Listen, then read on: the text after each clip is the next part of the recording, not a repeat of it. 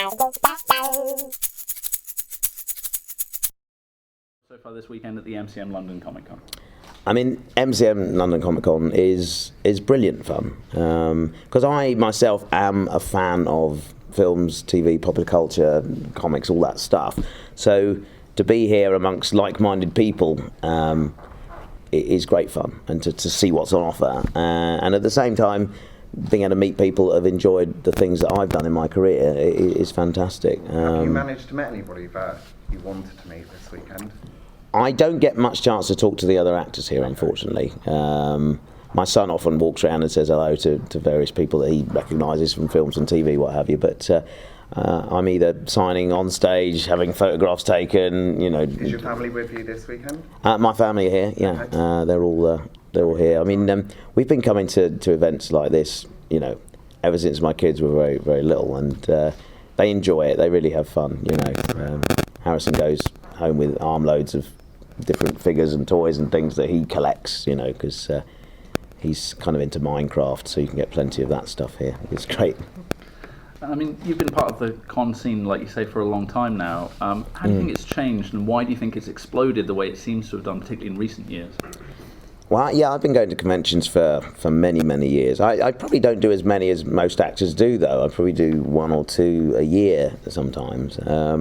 But, I have noticed the events are getting bigger, and the attendance numbers around this world. And, I think we can attribute that to more channels on TV, the likes of Netflix putting out some, pretty groundbreaking series and things. So therefore you have a demand, an appetite for people to want to meet, the filmmakers, the program makers involved with those sorts of shows. And I think we all like to escape as well, don't we? And it's a bit of escapism.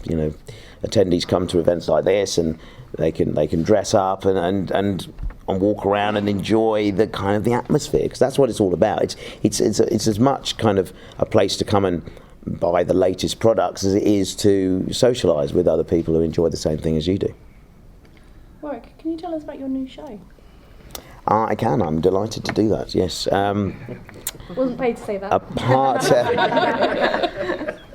Apart from all of the various TV and film projects I'm involved with at the moment, I'm also involved in a producing and performing capacity in a new musical called Eugenius. And I first heard about this show about 2.5 years ago when the creators, Chris Wilkins and Ben Adams, got in touch and said, "We've written a song for you in a musical project that we're creating. Would you come and record it?" And I said, "Well, I'm not really a singer. I'm an actor, but I don't really sing." And I said, "I've done Spamalot in the West End for a few weeks, but that's it." And they said, "No, we'd love you to do it. You're going to be perfect." So I went to their studio, and we spent the morning basically having fun, and me kind of learning the song, and then we recorded it. And after they'd done with it, with all the clever things they do in the mixing process, they actually made me sound really good. And the song is a lot of fun. It's very funny, and then over the years, the project has grown and grown, and to a point now where I'm co-producer on it, and we're about to put on a one-night-only performance, a concert performance of the show at the London Palladium on the 29th of June. And the idea of that is really to demonstrate we have a complete set of songs. The script is fantastic, it's very funny, and we want to show an audience, and we also want to have investors come along and just show the theatre world, what we have here. We have a completely brand new original musical. It's not a jukebox musical. It's inspired by the 80s, inspired by popular culture. It's basically a love story set against the backdrop of comics, movies of the 80s. And so there are so many references in this show that, if you were growing up during that time, you will remember and have fun with. And, it particularly ties in with the audience here at an event like MCM as well. But it's really exciting. But tickets are on sale now, eugeniusthemusical.com. And it's unique, actually, to have a show that will invite the public in to see it at this stage. It's usually just done for investors, etc. But we really want people to be able to come and enjoy it. So we thought, let's do it on the very best stage in the West End. Let's do it at the Palladium, and there'll be lots of exclusive gifts that people will get on that night as well if they come along. So yeah. Do you say this was a show that you're producing or co-producing? I'm co-producing it along with. First time doing this. I produced a tour actually a few years ago with the Reduced Height Theatre Company, my theatre company, and we toured the UK for 3 months, and I love it. I mean, I love live theatre. There's nothing more exciting than that because, for most of the year I'm in front of cameras where you always get a chance of take two unless it's live, and you can get a little bit lazy in that because the first take you do it and you think, well, I've got another one, I don't need to necessarily put full effort in now. But when you walk out on stage, you've got to give it 110% first time out, and it's great discipline and great fun, the excitement and the energy involved in a show like that. And Eugenius, for the concert performance of the Palladium, we've attracted some of the biggest names in the West End. Some Australians coming to do the show. David Badella, Marcus Bridgestock is going to be the narrator to help the audience through the story, because of course we won't have full sets and costumes for this particular performance, but musically and script-wise and performance-wise, it'll be where it is. Hopefully next year, people come along. They'll be one of those people that can say, "I saw it before it was a hit." Hopefully, imagine being able to say that about something like Starlight Express or Phantom of the Opera. You were there at a very exclusive event a year before it actually became successful. Excited for it. Sold. Yeah, and I've got some assets on a USB stick if anybody wants to take any. There's some samples of songs and also the logo on there if you want to take that. It's over there at the minute somewhere with someone else. But Warwick, you talk there about the differences between kind of live performance and being able to obviously have a few takes when you're doing for TV or film. But you was talking earlier about your experience with the HTC VR headsets. And what's your sentiment then about performance for VR, which will become obviously something in demand in the next kind of couple of years? It's very interesting. At the moment, we're being bombarded by so many different sorts of entertainment. In the home, we can be thoroughly entertained by computer games and virtual reality and movies and bigger screens that now we can, are not as ridiculously priced as they once were. So you can get a real theatrical experience at home. But for me, nothing beats live theatre, and live performance. And I'm a big advocate of, taking kids to see panto when they're young, because pantomime is often a child's first introduction to live theatre. And that medium in itself is competing with computer games and things that kids can do at home. But it is still a form of entertainment that is truly interactive. You can shout at the performers on stage and they will respond back. Unlike games which are interactive but not in the truest sense of the word. And it's important that we still acknowledge that there are these live forms of entertainment that we should be encouraging everyone to go to, basically. But at the same time, I think it's brilliant to see these developments in virtual reality and all of this, and you can tell when you actually try one of these devices that indeed they're going to make a huge impact on our lives in the future. Not only in kind of gaming, I mean obviously they're going to make that amazing, but some of the experiences you can have in them just are kind of liberating. Like for example, I had a go in one yesterday here, and it set me on the deck of a shipwreck underwater, and I was able to look around at fish and other creatures swimming around, and I thought, isn't this amazing? Because I was immediately there. There was no reason for me to doubt that this was real, and it takes a little bit of a leap of faith, but I kind of just thought, no, I'm going to go with this.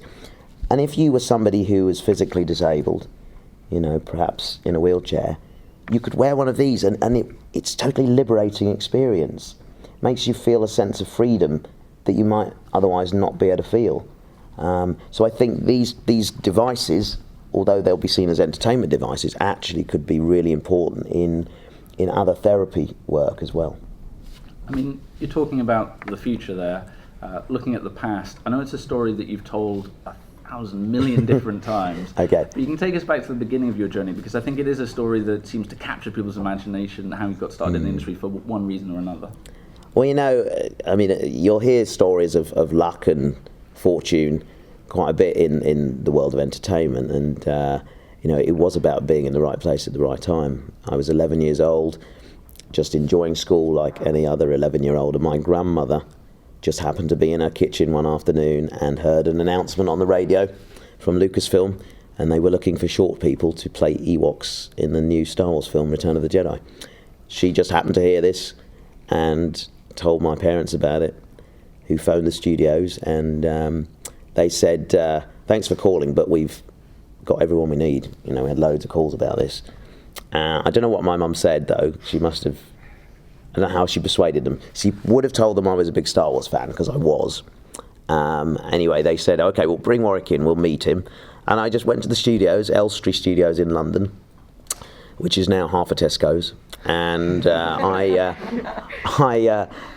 just met with a production assistant. I didn't have to audition. She just looked at me and said, do you like Star Wars? And I went, yeah.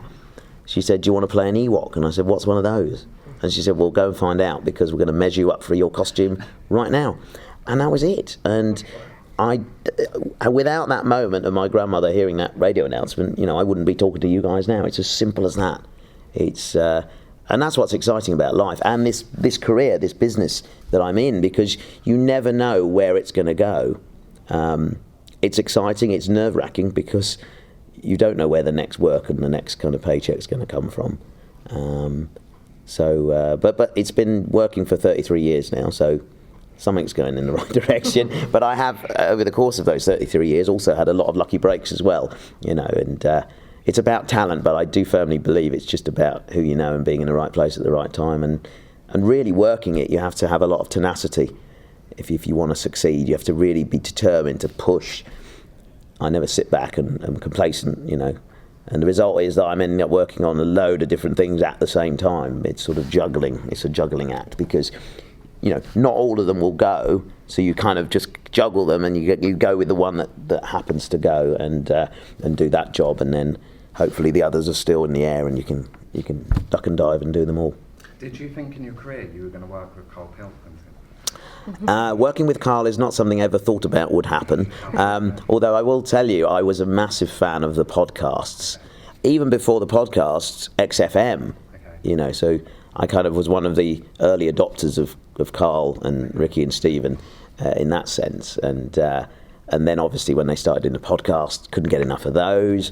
And then once I got to know Ricky, I said, I really want to meet Carl. And he said, I'll see if... What's that? Is he like that on TV? Yeah, well, I'll just finish the so I said, I really want to meet Carl.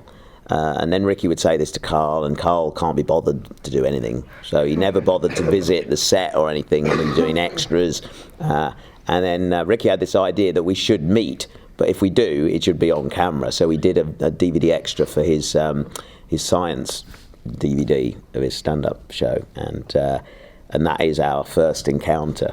And it was funny, we arrived at the recording studio, and Ricky said, you mustn't meet before. I want it to happen on camera, And it was great, because I was just a big fan. So I was kind of giving Carl quite a lot of respect, as you would anybody else. But Carl was giving me none back, which was quite funny.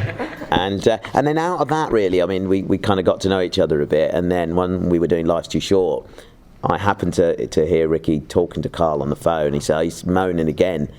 I want him to go away, and he's going off to do the second series of Idiot Abroad, and he was moaning about it. I said, he's really lucky to be able to do that and travel the world and get paid at the same time. And that started Ricky thinking, and at the same time Carl was saying, I'm not going to do another one unless you come with me, Ricky. And then Ricky doesn't really like leaving Hampstead particularly, so he kind of put the two of us together, and that's what became Idiot Abroad 3. Obviously during the course of that series, there seemed like there were some genuine moments of tension between the two of you. Can you talk a little bit about that? Because I think the tone seemed to vary quite dramatically. Yeah, well, Carl is always very particular about, what he does, and the way Idiot Abroad works is that it has to be real. There's no faking it. It's got to be the real sense of emotion or humour or whatever's happening in the situation has to play out naturally, and the cameras have to be ready to follow that. So when we were doing Idiot Abroad 3, we each had a camera crew with us, me and Carl, so if one of us decided to leave a situation, it could be captured. There was never anything. You never felt like you were restricted. If you didn't like what you were doing, you didn't do it, and you went and did something else or what have you. So everything is played out exactly as it happens, and we know very little about it as well. We'll arrive somewhere, and then we'll be told you're going to meet such and such, and then it's us to go in and find out what this guy's all about or what this situation is. And there were times when we would very much dictate what happened or where we went. We were travelling on a train in India, and it was madness. I had a better ticket than Carl, but he was so annoyed about that. When the train pulled up somewhere, he got off and started running along the side of the train, and then it started to leave again, and he almost didn't get back on it. I mean, all of these things just play out, and much of that series is almost missing in a way, because the camera should be rolling the entire time, because even when we're on a flight together or going through customs, Carl is still making his comments, his remarks. It's not for the cameras, it's happening all the time. And it makes me laugh a lot. It does your head in, but it makes you laugh too. I have to ask, is Carl asking you whether or not you have knees the stupidest thing he said to you? Well, yeah, he did. We were sat at the top of the Macau Tower in Macau, 750 feet off the ground. My legs were hanging over the edge. And because they were sticking out straight over the edge like that, and they weren't sort of bent like that, it came to his mind, wondering whether I in fact did have knees or not, which is a very typical Carl thing to say, but it's one of those things that everybody remembers about what he said to me. I do have knees, just for the record now, and they bend very nicely, but often when I'm sitting on a chair, that's what ends up happening, and that is a definite Carl classic. Is there anything he said off camera that's on that level, though? Oh, God. So many things. Just so... I did start to write a diary because I thought it was really fun, but I got too exhausted, honestly. The days are so long. I couldn't even write in the end, so I didn't do it. But, we stayed in some interesting places. I once stayed in a hotel, and there were lizards literally running around all around the room. I sort of laid in bed like this, and the walls were like alive with things running around. And the air conditioner was broken, and it didn't make cold air. All it did was make water. I woke up, and there was like that much water in the room, all over everything, my suitcase. Just the things that we put up with for your entertainment, honestly. It's unbelievable. One of the funniest things for me, though, was we... it's quite a very serene place on the Ganges in Varanasi, I think it is, where they actually cremate the bodies on the shores, and me and Carl went out on a boat very early in the morning to watch the sunrise over the Ganges. It's something very, very kind of poignant that we wanted to do. And then meanwhile, while we're on this boat, then there's some ash was falling down, as it does from these fires, and a bit landed on Carl, and I looked down and thought, how unlucky is that poor person there who's just been cremated? They wanted to land in the kind of sacred Ganges River, and they've landed on Carl's leg. They've travelled all this way across India to get here to have this moment, and now that's what happened. It brought it all home to me. Talking about weird creatures and coming home, obviously your career has gone in a lot of directions, but it's come all the way back to Star Wars. What was it like for you to be a part of this new chapter in the saga all these years later?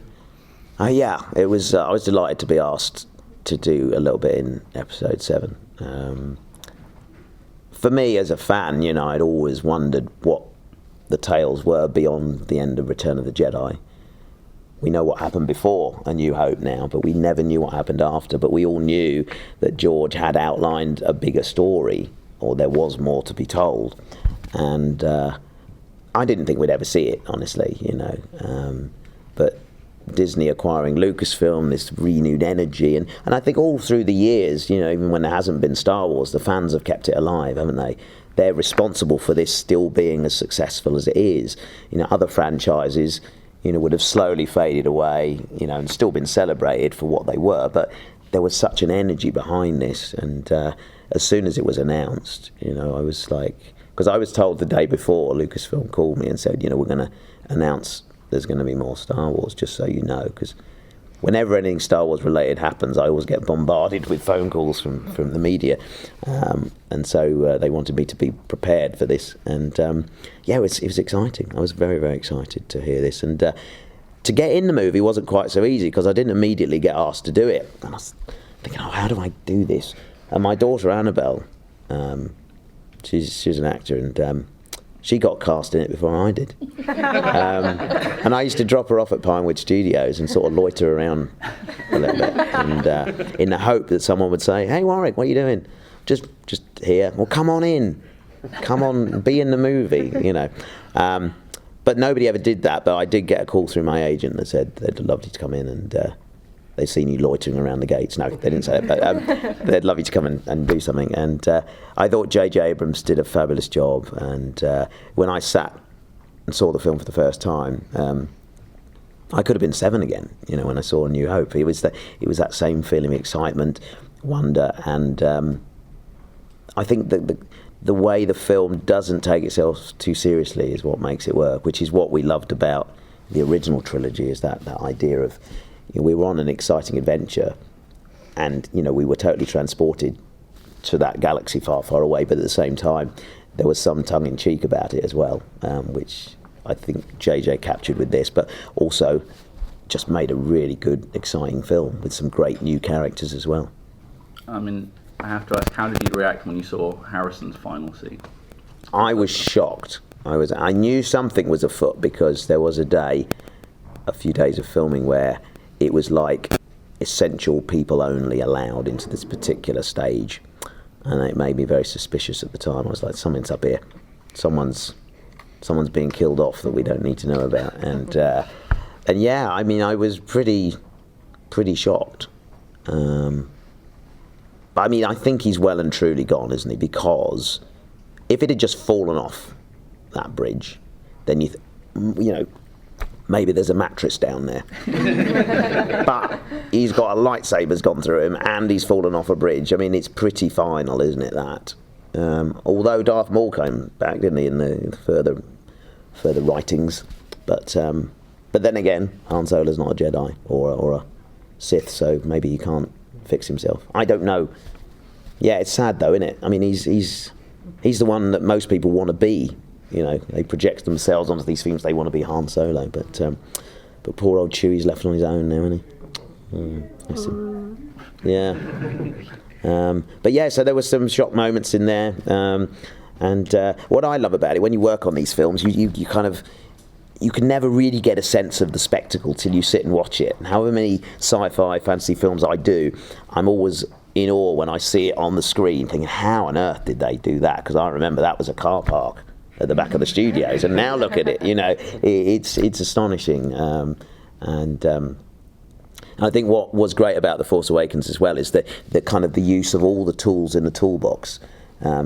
Kathleen Kennedy refers to that, and that means using all techniques rather than just relying on CG or performance in costumes. You mix all of these different techniques, the use of model making again, and puppetry and things. And once you combine them all, you get a well-rounded kind of end product that kind of ticks all the boxes. Use the best solution for each problem, as it were. And I think that's great because we see a real rejuvenation in the kind of use of performers in costumes and puppetry, and that's been led by a brilliant supervisor, Neil Scanlon, who's very experienced in that field and has got some brilliant animatronics technicians who build these heads. And it's kind of a shame because I don't think the films really ever show off that work there are fleeting glimpses of these characters, but if you were to be able to sit with that character for a little while, the amount of animation and the amount of life and realism that comes into those faces is truly spectacular. And I'm hoping to bring a little bit of that to Star Wars Celebration that I'm hosting. I'm currently creating the shows, and I'm hoping that we might be able to get some sort of creature kind of show there, so I can kind of show all that stuff off to the audience, because it's quite a treat to see it. mean, you mentioned the new generation. What did you think of the core cast, I guess specifically Daisy, John and Adam? Oh, it's great. I mean, they are kind of, they've picked up the gauntlet very firmly, haven't they, and kind of run with it. And I think they're terrific performers. Energy, they're kind of, their take on the humour is great as well. That kind of idea that I talked about of not taking it too seriously, so it really works. Yeah, I think they're fantastic and great people. So humble with all of this as well, you know, because it's got to be pretty intense, you know. Yeah, really, really great. So obviously, outside of Star Wars Yes. and TV and theatre, you've been in pretty much every aspect of nerd culture, from Doctor Who to Merlin to Hitchhiker's Guide to the Galaxy, and things like that. Is there any of the outside of the big roles, such as in Star Wars and Harry Potter, is there any of the other roles that you had a particular soft spot for? Wow. I mean, you mentioned Doctor Who there. I mean, I do have a soft spot for Porridge in Doctor Who, my character, because Doctor Who was one of those bucket list kind of projects. You know, I had the lap in the Top Gear car that I wanted to do, and I managed to tick that one off. But Doctor Who for many years was this goal that I had, and what seemed at times to be kind of one of those unattainable goals, because I'd dropped lots of hints. It was really hard to get close to anybody on Doctor Who enough to go, can you put me in it somewhere? I'll do anything, you know. And fortunately, Neil Gaiman wrote this brilliant episode, Nightmare in Silver, bringing back the Cybermen, and in it was this character of Porridge, who was the Emperor of the known universe in hiding, basically. So it was a really fun character to kind of play as well, because it was sort of multifaceted. In other words, you know, he was the Emperor of the known universe, but he was trying to be an ordinary guy because of the stress of, you know, running the universe, basically. It's like Alan Sugar having a day off and sort of just wandering around trying to be a normal person. That's kind of what he was doing. Yeah, it was fabulous. I mean, for me, Cybermen epitomised the kind of the villains when I was a kid growing up. They were the ones I hid from behind the sofa. So to have an episode that they were in fighting against us was fabulous. But yeah, and you know, even though I was only in one episode, the amount of kind of fans that enjoyed it as well, because you've got to be careful, you know, you step into a franchise like Doctor Who, it's so special to people, and if you kind of come in as a character they don't like, they'll soon tell you about it. Unfortunately, they seem to have taken Porridge and kind of adopted him, and are kind of fond of the character as well, which is really nice. So is there anything else left on the bucket list then? The only thing I really want to do now is to have a talk show or chat show of some sort. I don't think it'll be in the traditional sense of just a sofa and some guests and me talking to them. I think, you know, those chat shows are very well established. I think I've got to kind of come up with something a little bit different. I've got loads of ideas, throwing loads of things around, but who knows? But that is something that's on my list. You've got to have ambition, you know, and that is one of them. Obviously, I mean, of all the things you've done, Potter's another franchise that has such a special place in people's heart. I'm curious, as one of the few actors who got a chance to work across the series, looking back on that, what's your most treasured memory from that? My most treasured memory from Harry Potter is really the cast and crew that make those films, because they're a special group of people. You know, they're all at the top of their game, the best in what they do, be it in the art department, the catering department, the makeup department. They're all the best at what they do, and are the reason those films are as good as they are, because we all wanted to do our very best, and each time the bar was raised. You know, we'd put out one of the films, everybody enjoyed it, and then we'd have to start making the next one. Sometimes there would even be overlap, so, you know, you thought we've got to do better than before, you know. And that's the thing about this industry that's interesting, you know, and me as an actor, every project I do has to be better than the last thing I did, because that's what the world and the audience and the media expect. But I was thinking, you know, if I worked in a fish and chip shop and I serve fish and chips one day, the next day the person comes in, they don't expect it to be better fish and chips than it was the day before, you know. Yeah, so they'll settle with the same, but in this business everything has to always be better than the last thing, otherwise it's considered not as good for some reason. But I suppose it keeps us striving to do better all the time, which is kind of important as well, I suppose. Is that it? Oh, you've got a question? Yeah, Willow was one of my favourite films I'm glad I asked this lady. Yes. How did you find playing that character? Yeah, Willow was pretty amazing because I was only 17 then, and I had to convince Ron Howard, the director, that I was the right man for the job. Even though George Lucas wrote that role with me in mind, I had to audition. I had to win the part for myself, and it was tough physically. Very, very difficult film because we were all over the world. You know, I had to learn to horse ride. I had to learn to sword fight. I had to learn to scuba dive for a sequence that actually didn't end up in the film, but I had to learn the techniques of breathing through an aerator and all of that stuff. And I had to learn to change nappies, which was horrendous. Someone of 17 to have to do that, you know. I thought this was an action movie. What am I doing? But I had to look like I was a father of 2 children, would understand, you know, when I was taking the baby princess on this adventure, I would look like I knew what I was doing. But yeah, great fun, and also what's lovely about that film is, you know, even though it's it came out in '88, so how old is that now? You do the maths. It's over 25 years old now. People still celebrate it as one of those films from the '80s that kind of really epitomise the fantasy genre, and they've shown it to their kids, and they've shown it to their grandkids now, and you know, there's not that many movies that kind of have that kind of longevity, you know. Yeah, it's really very nice. No more questions. No more questions. Oh, he's good, he is. I like him. Just very. I mean, you're all wonderful. You can all ask him. Just say your name on record for the audio. Yes. If you could just say your name on audio for us. I'm Warwick Davis. Thank you. Yeah, good. He's gotta go now. What are you going to ask? His time's up. I don't want to get in trouble. You know, I can answer that because I've only got to go down. There'll be just people. I will. Just very quickly on Willow, with Lucasfilm, with Disney revisiting that, do you think there's any possibility we might get more Willow? Well, it's interesting. Willow has now been dubbed as Disney's Willow since the acquisition of Lucasfilm by Disney, and they've kind of adopted that film, which is nice to see. And maybe that would reinvigorate some energy into perhaps, doing some more. Ron's talked about it. George Lucas has talked about it. Although he did joke that I'd be too old to do it now. But Val Kilmer and I have talked about it. Val wants to go down to New Zealand with a camera and just shoot some stuff. So I don't know what that means particularly, but who knows? It may be sort of this sort of guerrilla film that me and Val will shoot. It'll be, like that trend in films now is this kind of have it all first person. We'll just do the sequel to Willow like that. All as selfies, kind of like, Mad Mark and Willow. What's that? And Carl, imagine that. Val Kilmer and Carl Pilkington and me.